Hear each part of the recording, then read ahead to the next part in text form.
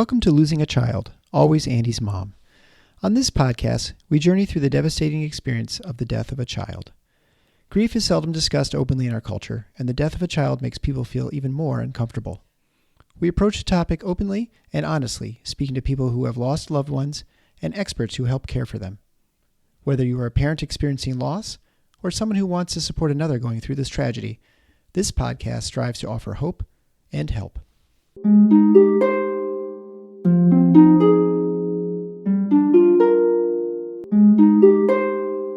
Welcome to episode 145 of Losing a Child, Always Andy's Mom. I'm Marcy Larson, Andy's mom.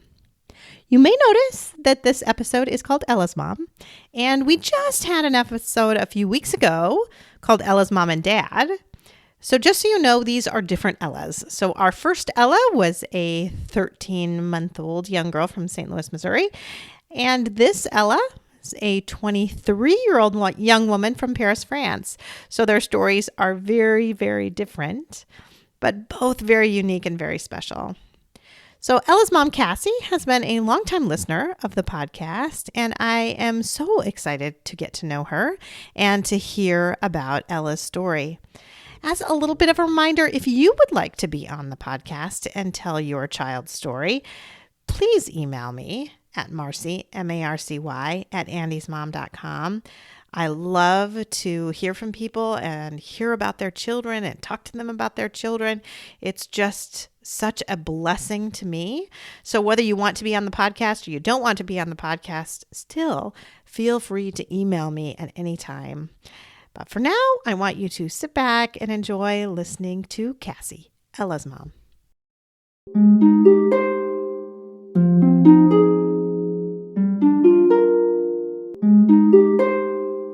Thank you so much, Cassie, for agreeing to come on the Always Andy's Mom podcast. I'm so excited to talk to you. Thank you, Marcy. I can't thank you enough for everything you've done for me and all these other people out there that are in our situation. I was mentioning to you earlier before we started recording that when I look at my statistics, I can see where people are, where they're listening from all around the world. And I've had this very faithful listener in Paris, France for a long time. And for an extremely long time, I had no idea who that faithful listener was. But it turns out it is you. Yeah. So it was a beautiful thing to get that first email from you. And I thought, oh, that's who it is. I mean, I occasionally have more than one, but there's always one that's just really quite faithful. And now I know who that is. So that's nice. And now I would love for you to talk about your daughter, Ella, and just to let us get to know her a little bit.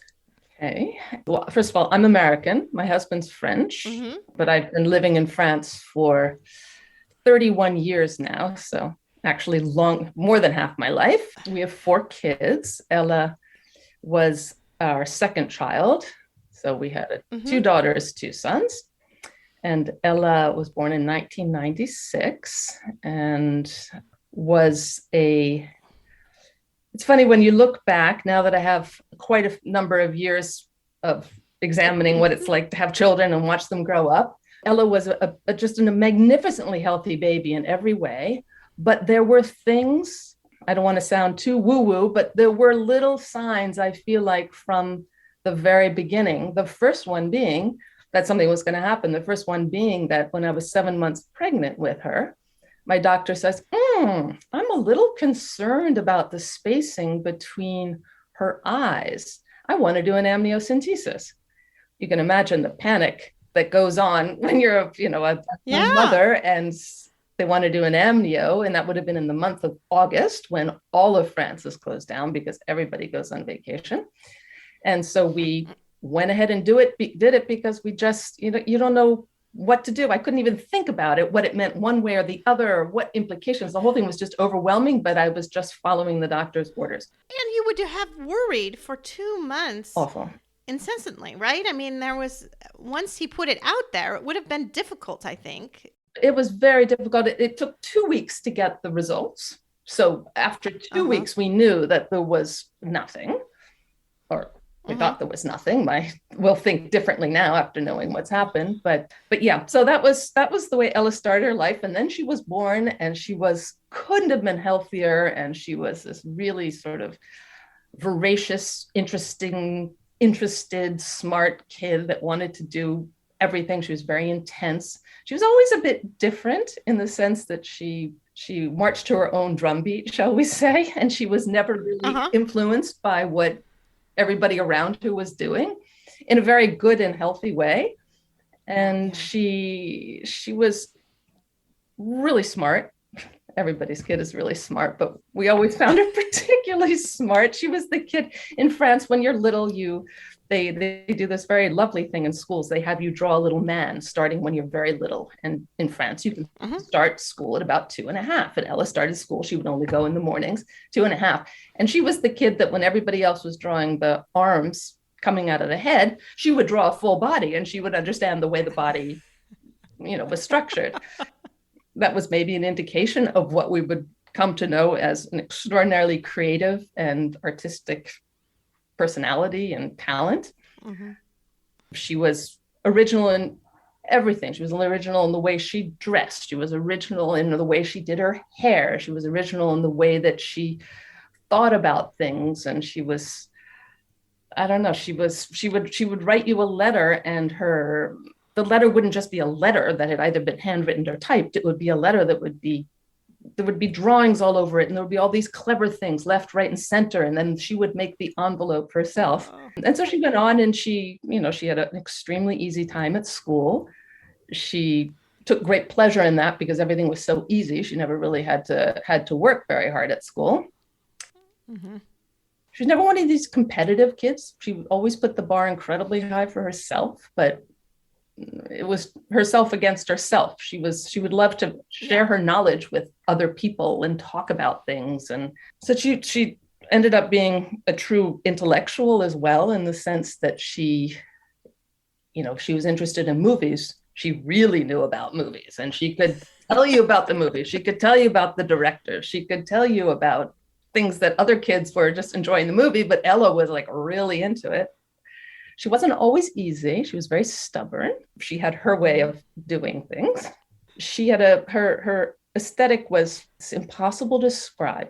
Everybody that knew her knew that Ella had a special aesthetic, and everybody, well, I can't say everybody, but many, many people really respected her take on things. They might not have wanted to dress that way themselves, but it was always interesting. And she was known to be one of these kids, and that's a feedback that we got from a number of her friends after she died, is that she was the one that made it okay to be yourself and inspired kids, her friends, to try to figure out who they were, and that it was okay. They didn't need to conform and be like everybody else. And so she was, that's amazing. She was a very special person.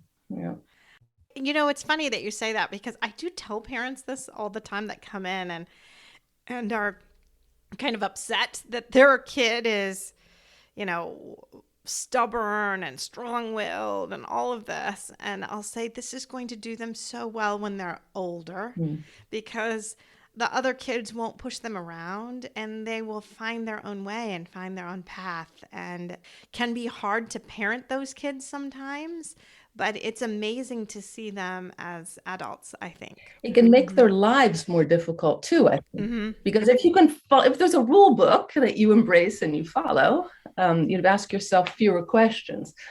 Ella was always asking herself questions, and she overthought things. But when she would overthink things and she would share her thoughts, they always sort of made sense.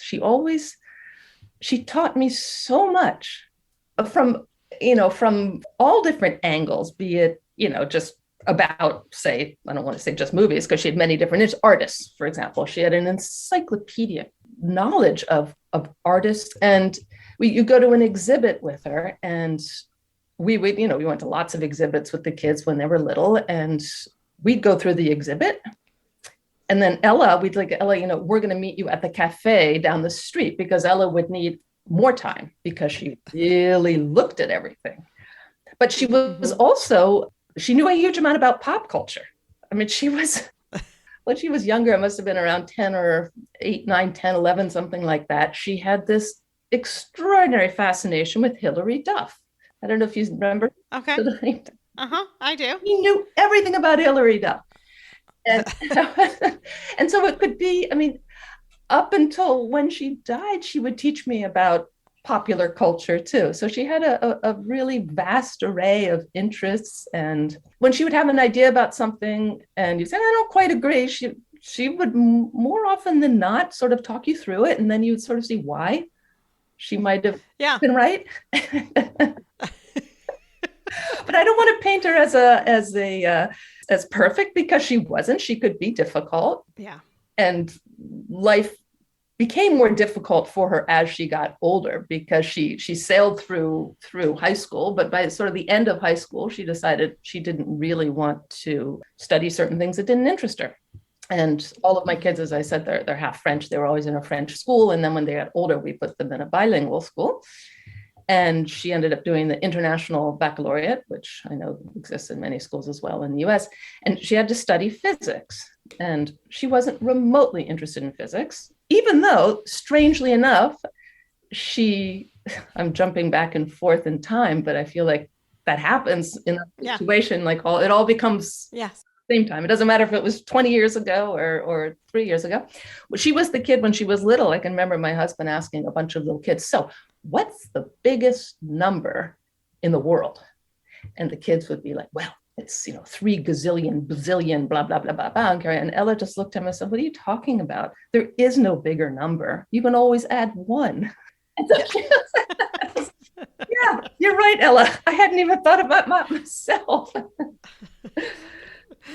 But she was very wise. She was very loyal, incredibly loyal person. Mm-hmm. She would think about another memory that comes to mind that was just so extraordinary. I remember she would have been 10 or 11, and she'd just changed schools from the little elementary school to go into middle school. She was still just in the French system at that point.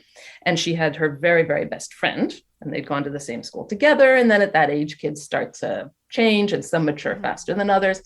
And Ella had a crush on this boy in a class. And this friend of hers, who she thought to be her, BFF, decided to tell the class or tell some other people about this crush that was it was so mortifying to Ella. She felt completely and utterly betrayed. Oh, no. Yeah. I remember I cried with her. I mean, the whole thing was just so sad. And then I can remember, I don't know whether it was 6 months after, something like that. I was in her bedroom giving her a kiss goodnight. And she says to me, Mom, I'm thinking about forgiving Louise. That was her friend. And then we had this whole discussion about forgiveness and what forgiveness meant. And I was like, my God, Ella, you're making me, the adult, think about what forgiveness really is. It was just, she played on many different levels, and her mind was always working. And on another level, I think that did make life more complicated for her, because she couldn't just go about her business and do her thing. Just follow the rules. Follow the rules, yeah. Oh, so back to the physics thing, that was the other thing. She didn't like physics. And so I can remember going with her to the physics teacher, and she hadn't done any work all year. I was like, Ella, the teacher says, Ella, do you need to pass physics in order to go on to college and to get your high school diploma? And she gives this little funny smile out of the corner of her mouth. She goes, yeah. And he was like, well, do something about it. We had 10 days before the end of the school year. And so then Ella, in the space of 10 days, learned the physics course in order to pass the physics, in order to get that part of the IB together and then to move on. She was like that. She was very strong-willed. And when she put her mind to something, she got what she needed or wanted. Mm-hmm, mm-hmm. Do you want to go on now and talk about what happened with her illness? Yes. So Ella, I've forgotten a big part of her life. I just want to mention Japan was a huge part of her life. Japan. Okay. Yeah, but I'll come back to that actually well, she went off to college. She went off to the University of Chicago and studied there, and decided it wasn't the right place for her. Came back to Paris, didn't know what to do, decided to go off to a place called Shikoku, which is an island with 88 temples on it. That is a pilgrimage place for Japanese people, has been for I don't know how many hundreds of years. And she went and did that pilgrimage, came back and decided, okay, I'm going to go and study Japanese and do that in London. So she went off to London and she did her course at London and at SOAS, the School of Asian and Oriental Studies, and then finished the program, although she hadn't finished all the work. And I somehow feel like this is related to what then happened. She finished in 2019, and we said, well, Ella, we're not going to support you living in London. If you're not in school, you're going to have to get a job. And so she came back to Paris, and she lived at home at the end of June, beginning of July 2019, got herself a job. She still had a few outstanding papers that she was supposed to work on. She just couldn't get them done. And it was just unimaginable to us because she had so much. She was a beautiful writer. She had so much knowledge in her head. What was going on? Why couldn't she finish these? So, but she went and she worked at a bookstore, and she liked it in the beginning because it was easy. She didn't have to think about what she was doing in life. And then by the end of November, she started having headaches and didn't really think that much about them because she thought, I'm spending too much time on the computer. And she had a couple of episodes of seeing double, but the seeing double was something that reminded her of a period in her life when she was 6 years old, when she was seeing double, where we thought she had a brain tumor. And I'd taken her to doctors everywhere in France and the US, and we did tests left, right, and center, and nothing showed up. So it was the same symptom. She didn't really think about it and went on with her life, and she continued working. And then Christmastime rolled around, and before that, she had a little bit of a blockage in her nose. And so we thought, okay, maybe it's probably a sinus infection. So she went to one doctor. Sure. The doctor gave her antibiotics, didn't do anything. Another doctor, antibiotics, didn't do anything. A third doctor, this is a nasty, nasty sinus infection. We spent Christmas together, and then she went back to work. And I think it was on, if you remember the dates, the very specific dates, it was on the 4th of January. She went to work in the morning, came back in the afternoon. She said, my head hurts too much. I can't go back to work. And I was like, Ella, we got to notch it up a bit and figure out really what's going on with this sinus infection. And so we took her we ended up finding a doctor. She ended up finding a doctor in the middle of the night online. Now in France, finding a doctor on a Saturday, because that was a Friday, finding a doctor on a Saturday is almost an impossible feat, but she managed to do it. We went to the doctor. He looks at her and says, ooh, really bad. We need to do a little scan maybe to make sure this isn't going to go into meningitis.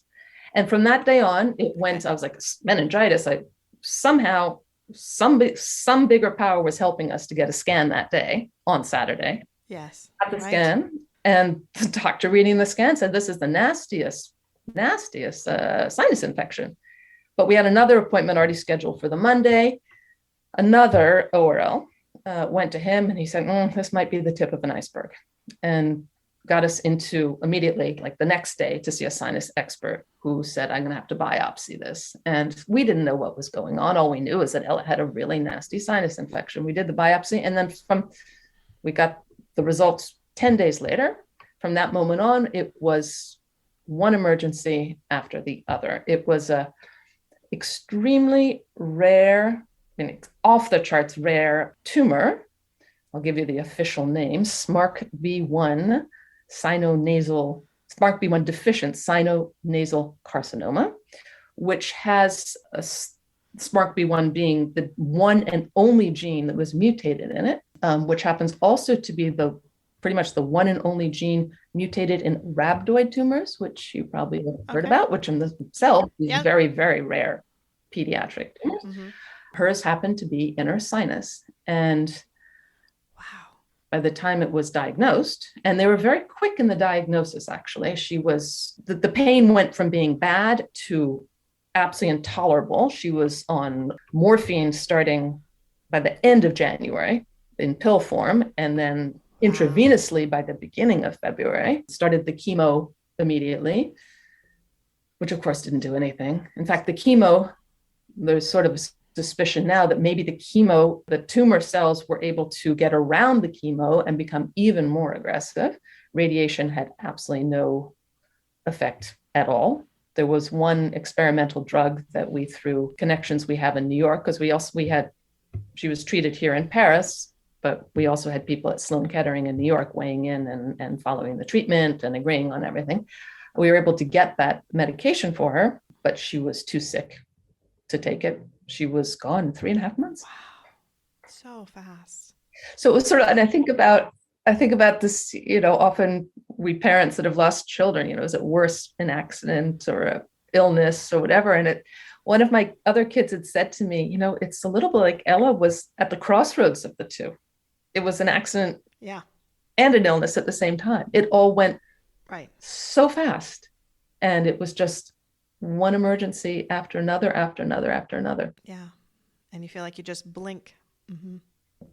She died on the 24th of April, 2020, which means that this was all happening at the beginning of COVID, which for us in our situation was like a blip on the screen, because Ella was what we were so focused on, obviously. But in one way, it was a positive for us in the treatment, because to get her to the hospital back and forth, there was no traffic. There was nobody in the hospital aside from the patients and the doctors.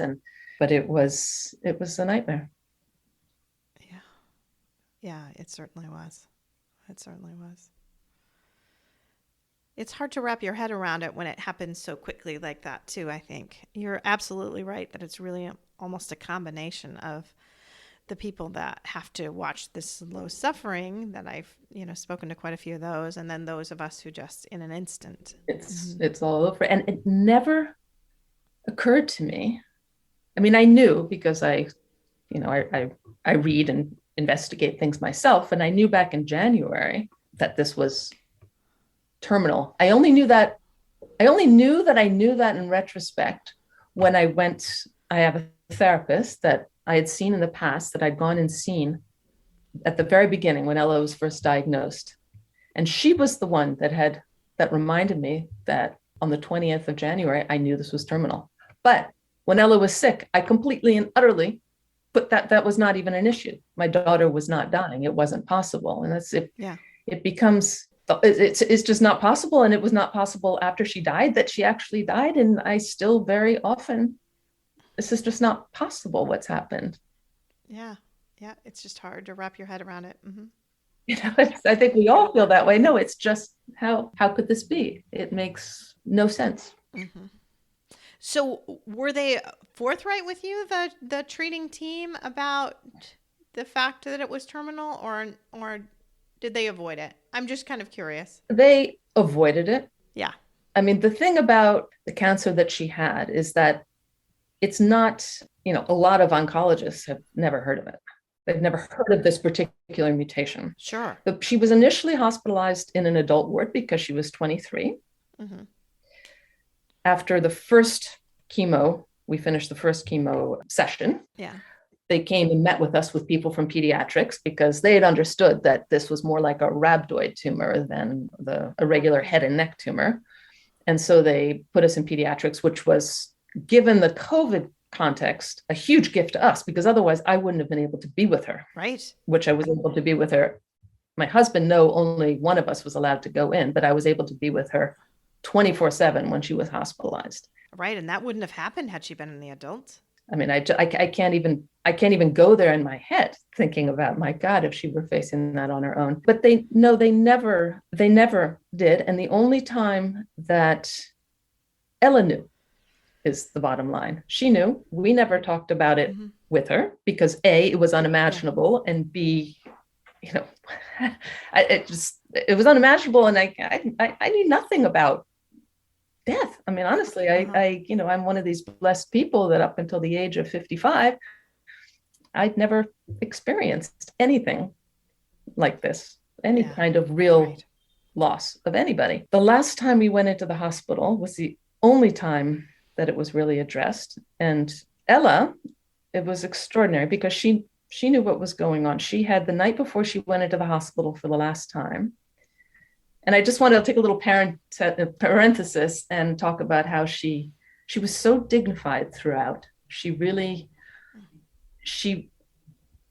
I think dignified would be the word. Calm, dignified. She'd said to us at one point, I don't know if I want to live if I'm going to go blind, which she did go blind because it just, when it was diagnosed, it was already in her meninges and it took away her vision on her left side and then started taking away the vision When on your the right. sinuses are all so close to the eyes. It's so awful. It's just, and the pain was controlled because she was on such extraordinarily heavy pain medication, which didn't, and that was an interesting thing. God, I've learned so much, but when you have such pain and you're taking these medications, the medication just goes to the pain. It didn't affect her personality. It was just controlling the pain. She never, on the scale of 1 to 10, said she hurt more than a 3.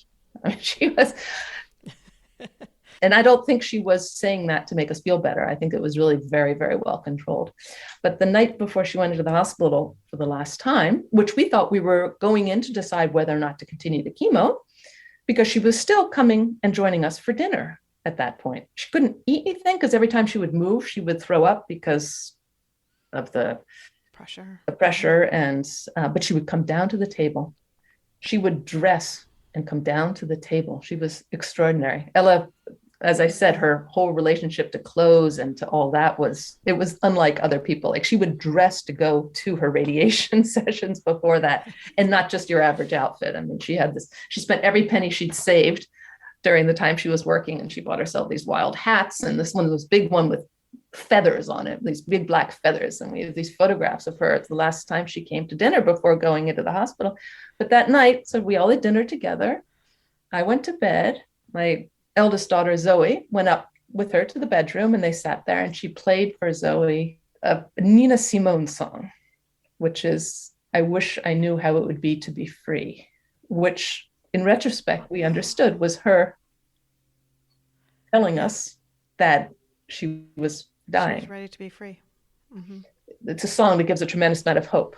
I'm going to send you the lyrics to it because it's just so absolutely beautiful. But then she went in the next day into the hospital. We went in, we met with the doctor. She was starting to have all sorts of other neurological problems, like numbness in her chin and her hand. And our doctor didn't say anything. They thought, and she had a little hard gland-like thing on her neck. And we go into the hospital and I said to the doctor, we absolutely must biopsy that. I mean, I was still, very much in, what we're taking care of this, we're going to make her better. And he was like, oh, I don't know. When I push and I push and I push, next thing I knew, we did that little biopsy. They brought her down for the biopsy. And because it was COVID, I wasn't in the room where they did the biopsy, but I was where you couldn't usually be in normal times because there was nobody else in the hospital. And the doctor comes out and says, well, we did a scan of her lungs and we're not quite sure what it is. I was like, oh, he said, well, it might be COVID. So then they put us in a COVID room, which meant that I wasn't able to leave the room. She obviously wasn't able to leave the room. No chance of my husband seeing her. Yeah. Where she went from extremely bad to dying in the space of, we went in on a Thursday, she died 8 days later. Wow. And the only time what was happening was ever talked about was she'd said to the doctors, it would have been on the Tuesday before she died. She says, well, what are the next steps? And the doctor, who was not her main doctor, but the doctor that was on duty, and I will be forever grateful to this woman, she said, well, Ella, we've done everything we can. And now you need to look inward. I don't remember how she said it exactly, but it was very beautiful. And Ella understood. Yeah. I didn't even understand. I think she understood. And at that point, they let my husband and our other kids into the hospital. So we were all with her when she died. Well, that's a blessing, at least. It was to have gotten that. It was a blessing. I tell you, she gave so many. So the second to last night, my husband was allowed to stay with Ella and me in the room. And then the Thursday night, the night before she died, Zoe, my eldest, she and I both felt that Ella wanted a girls' night. And so Zoe stayed in the hospital in the room with us. Yeah. And Ella was not talking at that point. I remember stepping out of the room, all of it sort of a blur, but stepping out of the room and asking the nurses, well, so how am I going to know when something's happening? What's so strange is that I still it still wasn't possible. My daughter was dying, but I was living it on 2 levels. So I go out and I talk with the nurses and they explained to me, well, her breathing will start changing. And I was like, oh, okay. Then I go back into the room. And sure enough, at 6 a.m, her breathing started to change. I call my husband and I said, I think you need to come now. And he woke up the boys and they were there 45 minutes later. But in the interim, Ella, she had gone blind, but was extremely photosensitive at the same time. And so at that point she wasn't moving, but her eyes had been closed for 2 days, but she'd been wearing sunglasses for, those 6 weeks before that. Between the time I called my husband and they arrived, I was next to her on the bed looking at her. She literally hadn't moved for 48 hours. She opened her eyes enormously like this. And she looked at me. She looked through me. It was the most extraordinary thing I've ever experienced. It's actually changed that's part of what's changed my whole approach, vision, understanding as much as we can to our existence and it was incredible. It reminds me very much of when my own mother died. I see so many parallels between you being with her and me being with my mother, and that fact of not really being told and things like that. I mean, I think back, I was 19 years old and the nurses took me out, and I've shared this before on the podcast, but long ago, so many probably haven't heard it, but I went out of the room because they called me out and they said, you shouldn't be here by yourself because your mom could die at any time. And I didn't know. And she didn't know. And I recently was talking to medical professionals about kind of how to talk with grieving families. And I said that the thing is that I was shocked that my mother was dying, and the nurses were shocked that I didn't know. Mm-hmm. And this disconnect was just extraordinary. It was just extraordinary, right? They had no idea that I didn't know that she was dying. And then I walked back in and my mom looked at me and she said, I'm dying, aren't I? And I said, yes, you are. And I thought at that moment, because, I was in the midst of applying to medical school and things like that. And I thought, man, those people screwed up. Mm-hmm. They didn't know what they were doing. They clearly had been taught this at one time and they all forgot. And I thought, I'm never going to let this happen. I am going to be so comfortable talking about death because it's totally wrong to have a 19-year-old girl have to tell her mother that she's dying, right? That is wrong. And everyone can say that is wrong. Yeah. But I have to say, as I went on in my medical training, I realized it's not that they forgot. It's that they were never taught. No one ever taught them what to do and how to do it. And it's just somehow supposed to magically happen that they can feel comfortable talking about this. And that's why it's my new mission now is to feel like I need to educate medical professionals so they're not so scared of it. And so they can talk to people. And so the experiences you have and the experiences I have are not the same, right? And I don't think about that, the fact that you should have known more earlier than you did, for sure. Mm-hmm. I often think about these doctors wandering around the halls of the hospital. Do you realize that these patients lying in bed, that could be you? It's it's a strange, maybe it's a way you survive as well as a doctor, but they don't have any power. But, these things happen to all of us. And I have no tolerance for people not being able. I have sort of taken it upon myself to educate the layperson. I'm not a medical professional, but I talk about it. I talk about it a lot.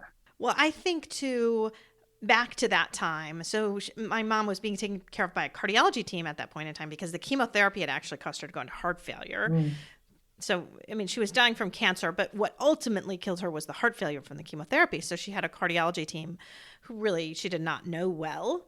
And I remember very vividly a conversation with them saying, well, Mrs. Peterson, you'd be a perfect candidate for a heart transplant, except that you have metastatic cancer. And so you can't get a heart transplant if you have cancer. And I think now, in hindsight, they thought they told us she was dying by saying that statement. Like, you need a new heart. We can't give you a new heart. Thus you are dying. But they never said, thus you are dying. They never ended that. They just assumed that we would realize that if she can't get a heart transplant, that means she's going to die. But in our minds, it was like, okay, yeah, she really would need a new heart to get back to normal, but there are these medications and they'll make her heart stronger and she'll certainly be out by Christmas. And I mean, never in my mind did I think, well, that means this is the end. Yeah. And I think they thought they told us. Yeah. I'm pretty sure they would have thought that, right? It's just that disconnect and not really understanding each other and knowing what's happening. This under, there also that element of, a doctor's job is to keep people alive. So when somebody dies on some level, it's a failure. And right, even though this, but yet everyone dies. Everyone dies. And does that mean that somebody screwed up every single time somebody dies? No, absolutely, it does not mean that. Everyone does die. It's as human as being born, and we can't be here to die if we're not born. And it's, there's a doctor. I've read so many different things, and I'm going to put together a bibliography. At some point, it might be useful to somebody who approaches, these horrible situations the same way. But for me, it was essential to read everything, watch everything, listen to every podcast, anything I could get my hands on. And there's one doctor that I just find extraordinary, named Dr. Christopher Kerr, who is the head of Buffalo, some huge hospice center in Buffalo, New York. And he tells a story, and I might have heard it when I was hearing him. He's done a number of different things. By the way, he's done some very interesting studies on end-of-life experiences, but we don't have time to talk about everything. But he talks about when he first arrived as an intern it must have been in a palliative care place, that some patient came in. It was somebody who had AIDS, who was quite ill, and was put in the room. And he says to the nurse, do X, Y, and Z, blah, blah, blah. And the nurse looked at him and said, that man's dying. And he said, no, give him X, Y, and Z. She said, no, he's dying. He's having these deathbed visions and all sorts of different things. She said, I think you missed that class in school. And that changed this fellow's entire career. And I do think it's also just too hard for so many people to talk about. And therefore they avoid it. And it's easy for them to say they assume that, we, the family, understood, but no. We don't understand, because it's not possible that somebody you love so much will no longer be there. It just it is. It's just impossible to accept. And it's funny that there are days, for me, even now 3.5 years later, there are days when I still feel like this can't be my life. This can't be what's happened to me. Like, it just doesn't make sense. No. Right? It doesn't make any sense. No. Yeah. So talk a little bit about your grief journey and the fact that this all started with COVID, how that kind of impacted it, because I would think that would have had a major impact. I mean, were you able to do like funeral thing like you normally would have been able to, or anything like that? Well, what we did is we were allowed 20 people, family included, Ella included, at the Père Lachaise Cemetery in Paris, where she's buried. So about 10 days after she died, we did a ceremony there with my husband's brother, who lives in Paris, and his children, and a few of our friends. We have 2 very close sets of friends who also had lost children. Really? For very different reasons, but I have an extreme. I have 2 extremely close girlfriends who have one a friend from childhood who lives in the U.S. and another friend that I've met here as an adult in Paris, who have both lost daughters. But there are 2 friends that are 2 groups of friends, couples that in Paris came as well. So we did a little something there. And then I don't know what the next 6 months, year were. I mean, it's all a blur. Yeah, a blur. Mm-hmm. Feel I was somehow held up by my kids, my husband, by a few friends. I really don't know. What we always felt very strongly about is that we needed to do a proper celebration of Ella. Yeah. We initially, and that was my husband, because he's, as I think some, I won't say all, but a lot of men they deal with things through action. He, yes, with a friend of his, reproduced one of Ella's works, an extraordinary little book that unfolds like an accordion, and reproduced that. And we sent that out to everybody as a little gift from Ella. And then we just exactly a month ago, on the 24th of April, 2022, did the celebration of Ella's life. I dreaded it with every bone. 2 years. Because it was always, because we have friends put a little all over, you know, and the family. And travel would have been impossible for a long, long time. Mm-hmm. Impossible. Absolutely impossible. So we did that a month ago, and it was very beautiful from what I can remember. I was, it was, I was so scared to go through it again. It's not like I don't live with this pain all day long, every single day, but the idea of the ceremony, but it was so clearly the right thing to do, to give her friends a place to come. Yeah. You know, young people today, I mean, so many have no place to express, to share their emotions, to. So that's what we did. And I had my family come over. My brother managed to get COVID, and so he got to stay an extra week. He couldn't go back to the States, but but his wife and children and my mother were able to go back. My father actually died at the end of January of this year, and so we've, as a family, have been dealing with a lot of loss, a lot of grief in a very short period of time. But I want to just say another thing, which is how everything can be so. Life is so strange. My father was quite ill, and he had a couple of crises where he was in the hospital for like a couple of weeks. And for me, it was the first one would have been in March of 2021, so less than a year after Ella died. And I flew over to the States. I'd actually already had COVID myself at that point, so I wasn't at all worried about giving it to anybody. I literally had it, several weeks before, and so I was the person in the hospital. I was his advocate. It was very, very important to me. I mean, I'd spent so much time in the hospital. It was sort of what I knew how to do, and I could help him. And we had some just extraordinary conversations. And then the same thing happened. He went back to the hospital back in December of last year. And one of the conversations we had, he was really dying at that point. He said, and my father was he was a lawyer and very rational. He said at one point, and my mother was there, so it wasn't just myself making it up. He said, I've had 3 nights in a row. It's just been so hard in my head. I've been going to this place. I don't know where it is, but it's not this world.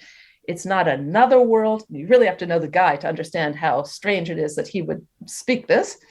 He said it was somewhere in between, and it was so, so hard. And I had the presence of mind because of all the reading and investigating I've done to ask him questions like, Dad, was there anyone there that you knew? And long pause. I said, well, the people from the hospital. I didn't want to lead him into anything. It was like a long pause. And he finally said, Ella was there. I said, Dad, well, he said, she was there. She wasn't my granddaughter, and I wasn't her grandfather. She was there. And I was like, what the hell was she? I mean, I was anything. I was just drinking his every word. I was like, was she happy? Was she safe? And he said, yeah, she was just doing her thing. Yeah. I mean, that was the biggest gift I ever could have received. Yeah. Yeah. And it was. That is a gift. And I feel like that's a gift for everybody. Yeah. I don't want to keep that one to myself, because it could have been anybody. Maybe he was seeing maybe he was seeing Andy. I mean, Well, I think too, when you shared that Ella, who'd had her eyes closed and not been awake at all, when she opened her eyes and looked past you, that reminds me of when my mother died, minutes before she died, actually. She hadn't known me for 2 days. She hadn't been able to say my name. She sort of knew her parents a little bit, but hadn't said anything to me. And we were getting her up because she said she kind of had to go to the bathroom, and so we're trying to get her up, and she looked up. I still remember she looked up off to the right into like the corner of the room, but she wasn't looking at that. And she just got this wide-eyed look on her face of just awe. Oh, and she just said, "Oh, Marcy." Oh, And I could tell she was seeing the most beautiful thing she'd ever seen in her life. And I got the gift of her last word out of her mouth was my name. oh, it's so beautiful. Because then she started that kind of agonal breathing, the end breathing, and she died. But the last thing was that look off into her seeing something amazing and just wanting to tell it to me, even though she hadn't known who I was for 2 days. Yeah. I mean, it was, and it was such a blessing to me. I feel like it was meant for me to be the one to see that. Mm-hmm. Because of Andy dying so many years later. I mean, obviously, I was in college. I hadn't met my husband. There was no thought of children. There was no thought of anything. Yeah. But for me then to lose my Andy and to think of him seeing that beauty with his grandma, who he never met, is just really powerful. Yeah. Yeah. So anyway, I feel like that's what Ella was looking at too, don't you think? It was truly extraordinary. And I, being a very rational person too, I looked into whatever they call that adrenaline rush that people sometimes have before they die. My daughter was not having an adrenaline rush. It was something so much bigger than that. And it was, it was incredible. Incredible. And it is a gift. Yeah. There's no question. It's a gift. It's something I will keep with me forever and ever. Yeah. And it gives me a little bit of comfort even now. And also, thinking of them together, just as I'm sure you think of Ella and your dad together in that way as well. Yeah. Mm-hmm. So do you want to talk a little bit about, you did this just a month ago. I wonder, I think to myself that some things that can hold up your grieving process a little bit. And one for me certainly was the court stuff. And until the court stuff was done, I felt like I couldn't really start to grieve. So it took me almost that year before I felt like I could start. Do you feel like having this now celebration of Ella has given you something that you've been kind of waiting for and lacking, you think? I mean, it might be too early to tell in some ways. Yeah. One thing that it's not answering that question at all. One thing that I do find very peculiar is that I feel like Ella died truly yesterday. I mean, it was really yesterday. I feel like the celebration of her life could have been a long time ago. What seems so recent is Ella's dying. Yeah. Well, with my husband, we've set up an association, and we're dedicating a lot of time, a lot of thought, and a lot of personal resources as well into something that we had been working on before the celebration. I do feel like now I can really focus more on that. So I think it has. Yeah. I think on the level, I think I so dreaded and was so pleased that COVID kept us from doing that celebration, because I so feared that would be like, that's really acknowledging what happened. Yeah. In a way that I see that. I couldn't even begin to, but it was so, having all those people there and all these people that traveled for so far away, some came for, 2 nights from across the ocean to be there. It was so,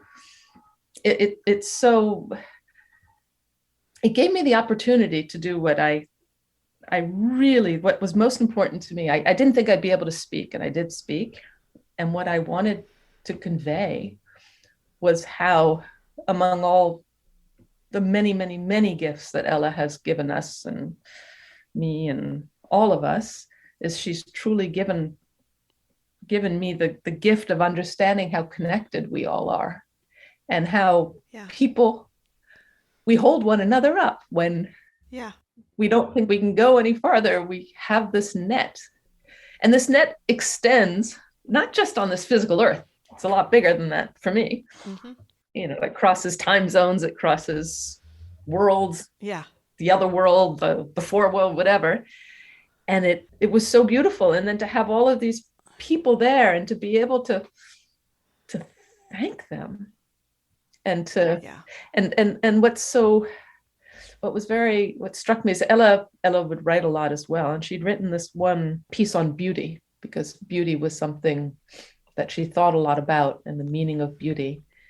And this experience encapsulated that for me. And I actually wrote it down because I want to get her words right.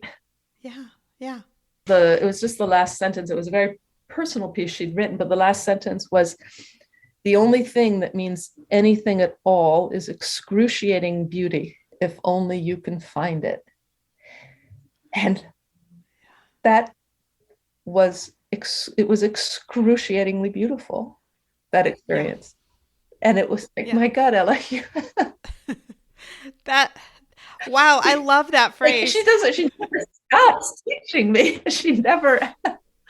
And it was, So, it gives me, what the foundation that we've, the first goal of our foundation, what we, our initial reaction was, we need to fund researchers, people that are doing things, trying to understand this horrible one mutation. I won't even go into the details because I get all tangled up when I try to talk about it, but it's a mutation it's a tumor suppressor gene that mutated, called SMARCB1. And it was first discovered 25 years ago by a researcher here in France. And there are a few people that work on it. The problem is there are very, very few known cases of tumors that are driven by this particular mutation, although this mutation does show up in a lot of cancers, but down the road, in like 20% of all cancers down the road. Anyway, so we started out thinking we're going to find a researcher and we're going to, help them with their work. And then the more people we spoke with, and we spoke with a lot of people here in the US, we came to understand that actually what would be more impactful as a first effort would be to host, with the major researchers here in France, a conference for the people that work on this mutation and the complex, the genetic part of the genetic complex that it's part of. And so we're in the process of setting that up. What's going to happen in May 2023. We've had an overwhelmingly positive response from like super duper researchers. First initially we were like, well, are they going to go for it? And then, these rock stars from Dana-Farber and St. Jude and Sloan Kettering and MD Anderson. They're all, the ones that are into this are like really into it and really into being able to spend time. They know about one another's work, but to be able to spend time together trying to figure out, what do we do? We've known about this for 25 years. It was first discovered in the context of these pediatric rhabdoid tumors, but we've made no progress. How do we move the needle forward? And so that's something that I do every day with Ella, because it requires, it's a big thing we've bitten off, and we don't know what we're doing because we're just like regular old people. We're learning every day, and we're very dedicated to it, and we're going to make it happen.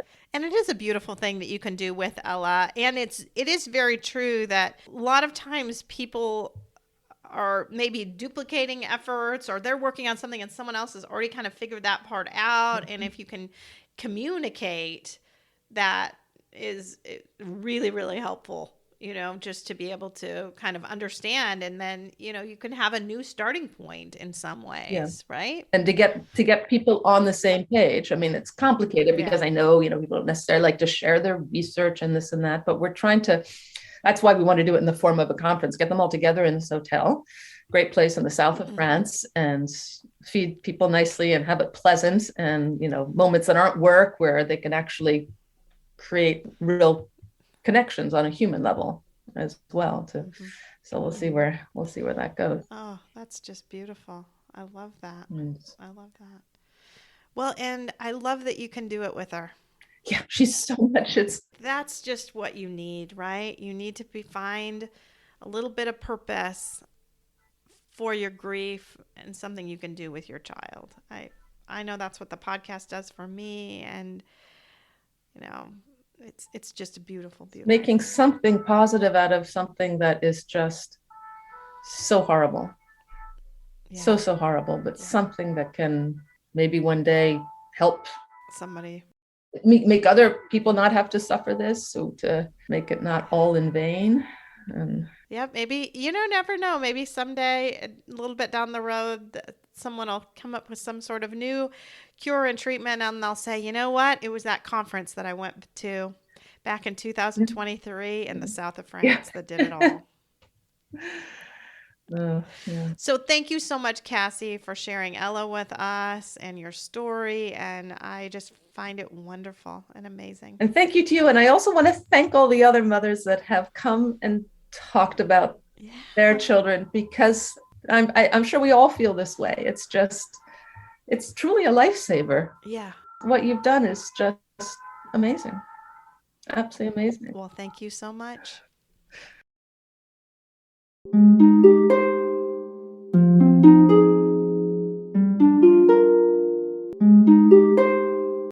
Thanks for listening. If you found this helpful or would like to support the podcast, please leave a 5-star rating and comment. To help financially, you can text Andy's Mom to the number 53555 or visit the donate page on andysmom.com. Your donations are secure and tax deductible, and we are now able to accept Venmo, PayPal, and Apple Pay. Always Andy's Mom is a registered 501c3 organization and can receive donations through smile.amazon.com, Thrivent Financial, and Benevity, amongst others.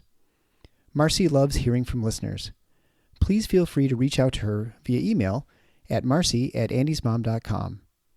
Also, be sure to sign up for the email list to receive weekly updates as well as pictures of all of Marcy's guests and their children. Together, let's work to inspire hope, one day at a time.